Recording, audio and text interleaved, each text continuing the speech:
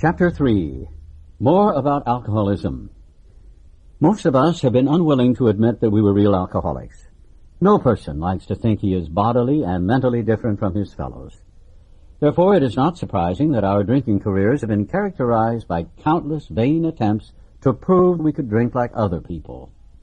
The idea that somehow, someday, he will control and enjoy his drinking is the great obsession of every abnormal drinker. The persistence of this illusion is astonishing. Many pursue it to the gates of insanity or death. We learned that we had to fully concede to our innermost selves that we were alcoholics. This is the first step in recovery. The delusion that we are like other people, or presently may be, has to be smashed. We alcoholics are men and women who have lost the ability to control our drinking. We know that no real alcoholic ever recovers control. All of us felt at times that we were regaining control, but such intervals, usually brief, were inevitably followed by still less control, which led in time to pitiful and incomprehensible demoralization. We are convinced to a man that alcoholics of our type are in the grip of a progressive illness. Over any considerable period, we get worse, never better. We are like men who have lost their legs. They never grow new ones. Neither does there appear to be any kind of treatment which will make alcoholics of our kind like other men. We have tried every imaginable remedy. In some instances, there has been brief recovery, followed always by a still worse relapse. Physicians who are familiar with alcoholism agree there is no such thing as making a normal drinker out of an alcoholic. Science may one day accomplish this, but it hasn't done so yet. Despite all we can say, many who are real alcoholics are not going to believe they are in that class. By every form of self-deception and experimentation, they will try to prove themselves exceptions to the rule, therefore non-alcoholic. If anyone who is showing inability to control his drinking can do the right-about face and drink like a gentleman, our hats are off to him. Heaven knows we've tried hard enough and long enough to drink like other people. Here are some of the methods we have tried. Drinking beer only, limiting the number of drinks, never drinking alone, never drinking in the morning, drinking only at home, never having it in the house, never drinking during business hours, drinking only at parties, switching from scotch to brandy, drinking only natural wines, agreeing to resign if ever drunk on the job, taking a trip, not taking a trip, swearing off forever, with and without a solemn oath, taking more physical exercise, reading inspirational books, going to health farms and sanitariums, accepting voluntary commitment to asylums. We could increase the list ad infinitum. We do not like to pronounce any individual as alcoholic, but you can quickly diagnose yourself. Step over to the nearest barroom and try some controlled drinking. Try to drink and stop abruptly. Try it more than once. It will not take long for you to decide if you are honest with yourself about it. It may be worth a bad case of jitters if you get a full knowledge of your condition. Though there is no way of proving it, we believe that early in our drinking careers, most of us could have stopped drinking. But the difficulty is that few alcoholics have enough desire to stop while there is yet time. We have heard of a few instances where people who showed definite signs of alcoholism were able to stop for a long period because of an overpowering desire to do so. Here is one. A man of 30 was doing a great deal of spree drinking. He was very nervous in the morning after these bouts and quieted himself with more liquor. He was ambitious to succeed in business, but saw that he would get nowhere if he drank at all. Once he started, he had no control whatever. He made up his mind that until he had been successful in business and had retired, he would not touch another drop. An exceptional man, he remained bone dry for 25 years and retired at the age of 55 after a successful and happy business career. Then he fell victim to a belief which practically every alcoholic has, that his long period of sobriety and self-discipline had qualified him to drink as other men. Out came his carpet slippers and a bottle. In 2 months he was in a hospital, puzzled and humiliated. He tried to regulate his drinking for a while, making several trips to the hospital meantime. Then, gathering all his forces, he attempted to stop altogether and found he could not. Every means of solving his problem which money could buy was at his disposal. Every attempt failed. Though a robust man at retirement, he went to pieces quickly and was dead within 4 years. This case contains a powerful lesson. Most of us have believed that if we remain sober for a long stretch, we could thereafter drink normally. But here is a man who at 55 years found he was just where he had left off at 30. We have seen the truth demonstrated again and again. Once an alcoholic, always an alcoholic. Commencing to drink after a period of sobriety, we are in a short time as bad as ever. If we are planning to stop drinking, there must be no reservation of any kind, nor any lurking notion that someday we will be immune to alcohol. Young people may be encouraged by this man's experience to think that they can stop, as he did, on their own willpower. We doubt if many of them can do it, because none will really want to stop, and hardly one of them, because of the peculiar mental twist already acquired, will find he can win out. Several of our crowd, men of 30 or less, have been drinking only a few years, but they found themselves as helpless as those who have been drinking 20 years. To be gravely affected, one does not necessarily have to drink a long time, nor take the quantities some of us have. This is particularly true of women. Potential female alcoholics often turn into the real thing and are gone beyond recall in a few years. Certain drinkers who would be greatly insulted if called alcoholics are astonished at their inability to stop. We who are familiar with the symptoms see large numbers of potential alcoholics among young people everywhere, but try and get them to see it. A footnote here makes this clarification. True when this book was first published, but a 1977 membership survey in the U.S. and Canada showed 11% of AAs were 30 and under. As we look back, we feel we had gone on drinking many years beyond the point where we could quit on our willpower. If anyone questions whether he has entered this dangerous area, let him try leaving liquor alone for 1 year. If he's a real alcoholic and very far advanced, there is scant chance of success. In the early days of our drinking, we occasionally remained sober for a year or more, becoming serious drinkers again later. Though you may be able to stop for a considerable period, you may yet be a potential alcoholic. We think few to whom this book will appeal can stay dry anything like a year. Some will be drunk the day after making their resolutions. Most of them within a few weeks. For those who are unable to drink moderately, the question is how to stop altogether. We are assuming, of course, that the reader desires to stop. Whether such a person can quit upon a non-spiritual basis depends upon the extent to which he has already lost the power to choose whether he will drink or not. Many of us felt that we had plenty of character. There was a tremendous urge to cease forever, yet we found it impossible. This is the baffling feature of alcoholism as we know it, this utter inability to leave it alone no matter how great the necessity or the wish. How then shall we help our readers determine to their own satisfaction whether they are one of us? The experiment of quitting for a period of time will be helpful, but we think we can render an even greater service to alcoholic sufferers and perhaps to the medical fraternity. So, we shall describe some of the mental states that precede a relapse into drinking, for obviously this is the crux of the problem. What sort of thinking dominates an alcoholic who repeats time after time the desperate experiment of the first drink? Friends who have reasoned with him after a spree which has brought him to the point of divorce or bankruptcy are mystified when he walks directly into a saloon. Why does he? Of what is he thinking? Our first example is a friend we shall call Jim. This man has a charming wife and family. He inherited a lucrative automobile agency. He had a commendable World War record. He's a good salesman. Everybody likes him. He's an intelligent man, normal so far as we can see, except for a nervous disposition. He did no drinking until he was 35. In a few years, he became so violent when intoxicated that he had to be committed. On leaving the asylum, he came into contact with us. We told him what we knew of alcoholism and the answer we had found. He made a beginning.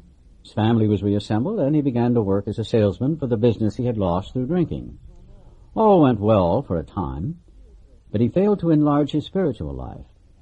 To his consternation, he found himself drunk half a dozen times in rapid succession. On each of these occasions, we worked with him, reviewing carefully what had happened. He agreed he was a real alcoholic and in a serious condition. He knew he faced another trip to the asylum if he kept on. Moreover, he would lose his family for whom he had a deep affection.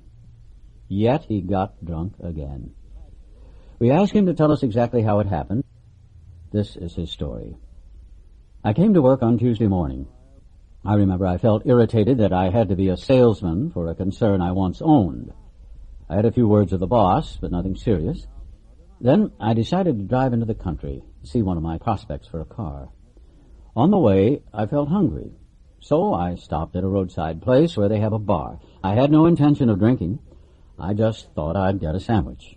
I also had the notion that I might find a customer for a car at this place, which was familiar, for I had been going to it for years. I had eaten there many times during the months I was sober. I sat down at a table and ordered a sandwich and a glass of milk. Still no thought of drinking. I ordered another sandwich and decided to have another glass of milk. Suddenly, the thought crossed my mind that if I were to put an ounce of whiskey in my milk, it couldn't hurt me on a full stomach. I ordered a whiskey and poured it into the milk. I vaguely sensed I was not being any too smart, but felt reassured as I was taking the whiskey on a full stomach. The experiment went so well that I ordered another whiskey and poured it into more milk. That didn't seem to bother me, so I tried another. Thus started one more journey to the asylum for Jim. Here was the threat of commitment, the loss of family and position, to say nothing of that intense mental and physical suffering which drinking always caused him. He had much knowledge about himself as an alcoholic, yet all reasons for not drinking were easily pushed aside in favor of the foolish idea that he could take whiskey if only he mixed it with milk. Whatever the precise definition of the word may be, we call this plain insanity. How can such a lack of proportion of the ability to think straight be called anything else? You may think this an extreme case. To us, it is not far-fetched, for this kind of thinking has been characteristic of every single one of us. We have sometimes reflected more than Jim did upon the consequences, but there was always the curious mental phenomenon that, parallel with our sound reasoning, there inevitably ran some insanely trivial excuse for taking the first drink. Our sound reasoning failed to hold us in check. The insane idea won out. Next day we would ask ourselves in all earnestness and sincerity how it could have happened. In some circumstances we have gone out deliberately to get drunk, feeling ourselves justified by nervousness, anger, worry, depression, jealousy, or the like. But even in this type of beginning we were obliged to admit that our justification for a spree was insanely insufficient in the light of what always happened. We now see that when we begin to drink deliberately instead of casually, there was little serious or effective thought during the period of premeditation of what the terrific consequences might be. Our behavior is as absurd and incomprehensible with respect to the first drink as that of an individual with a passion, say, for jaywalking. He gets a thrill out of skipping in front of fast-moving vehicles. He enjoys himself for a few years in spite of friendly warnings. Up to this point, you would label him as a foolish chap having queer ideas of fun. Luck then deserts him, and he is slightly injured several times in succession. You would expect him, if he were normal, to cut it out. Presently he's hit again, and this time has a fractured skull. Within a week after leaving the hospital, a fast-moving trolley car breaks his arm. He tells you he has decided to stop jaywalking for good, but in a few weeks he breaks both legs. On through the years, this conduct continues, accompanied by his continual promises to be careful or to keep off the streets altogether. Finally, he can no longer work, his wife gets a divorce, and he is held up to ridicule. He tries every known means to get the jaywalking idea out of his head.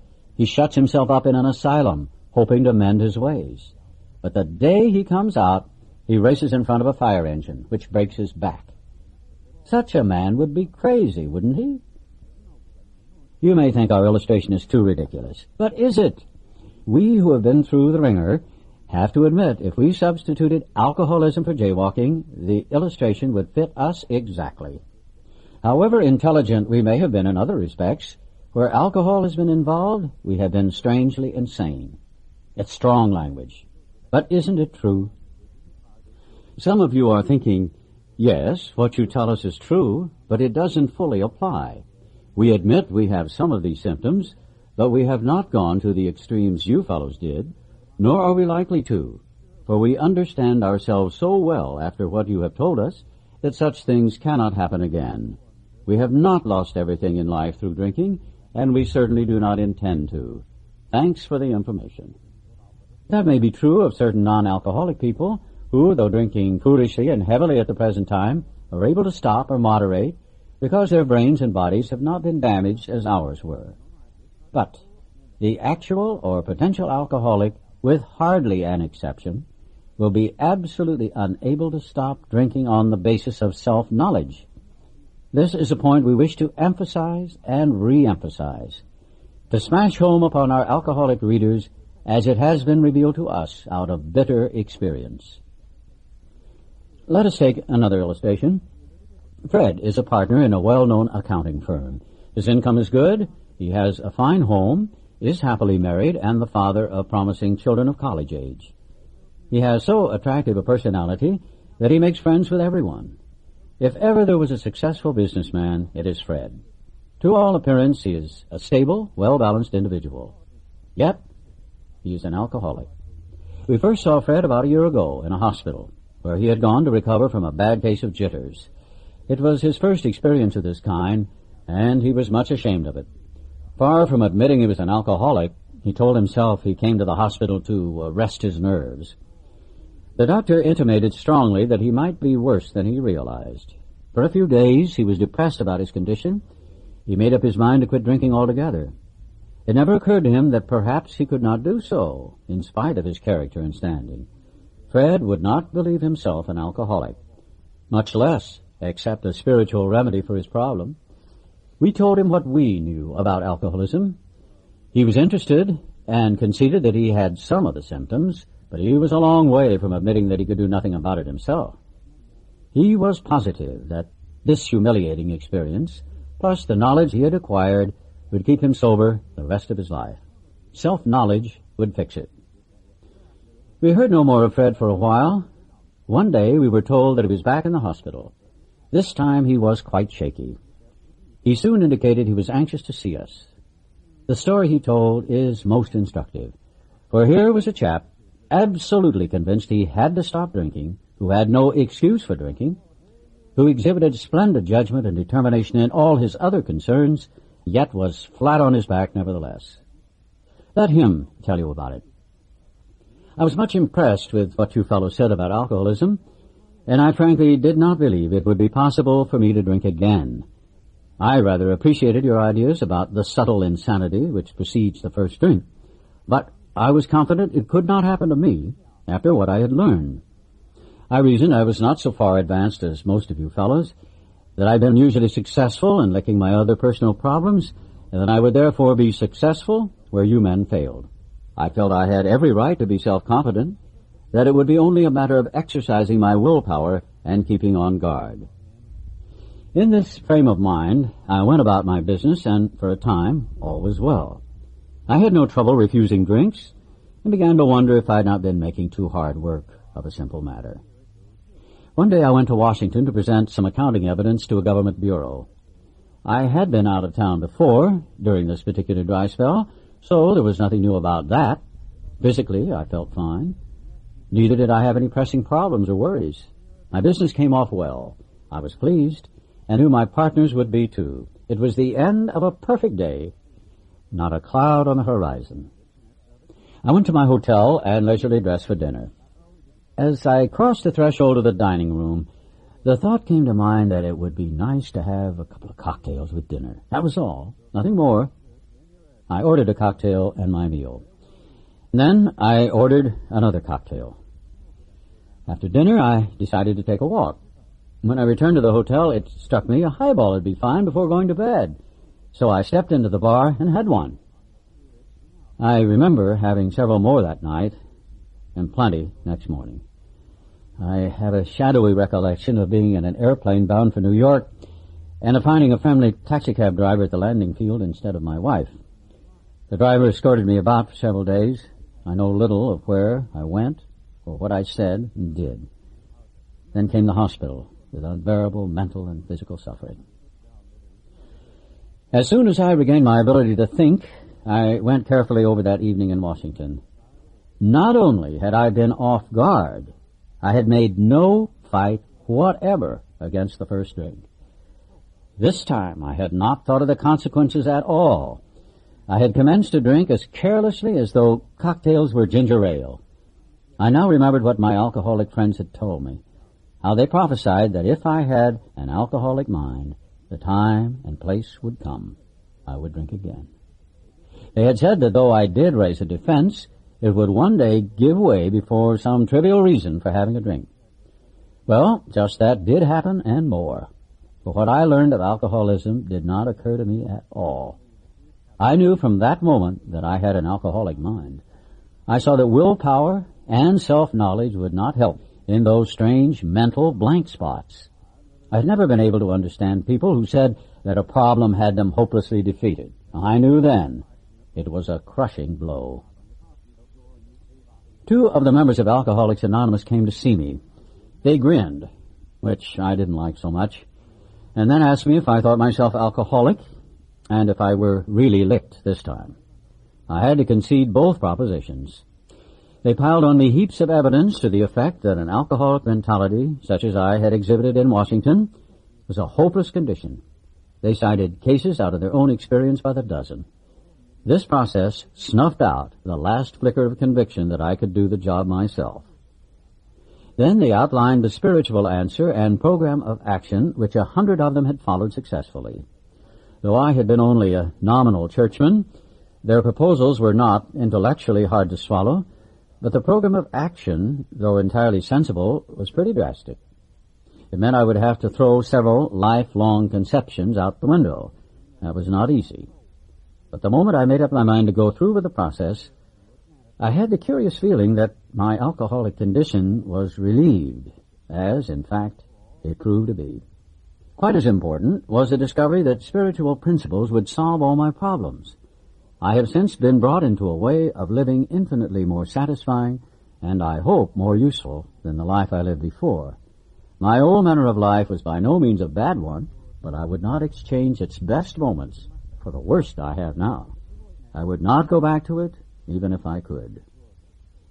Fred's story speaks for itself. We hope it strikes home to thousands like him. He had felt only the first nip of the ringer. Most alcoholics have to be pretty badly mangled before they really commence to solve their problems. Many doctors and psychiatrists agree with our conclusions. One of these men, staff member of a world-renowned hospital, recently made this statement to some of us. What you say about the general hopelessness of the average alcoholic's plight is, in my opinion, correct. As to 2 of you men, whose stories I have heard, there is no doubt in my mind that you were 100% hopeless, apart from divine help. Had you offered yourselves as patients at this hospital, I would not have taken you if I had been able to avoid it. People like you are too heartbreaking. Though not a religious person, I have profound respect for the spiritual approach in such cases as yours. For most cases, there is virtually no other solution. Once more, the alcoholic at certain times has no effective mental defense against the first drink. Except in a few rare cases, neither he nor any other human being can provide such a defense.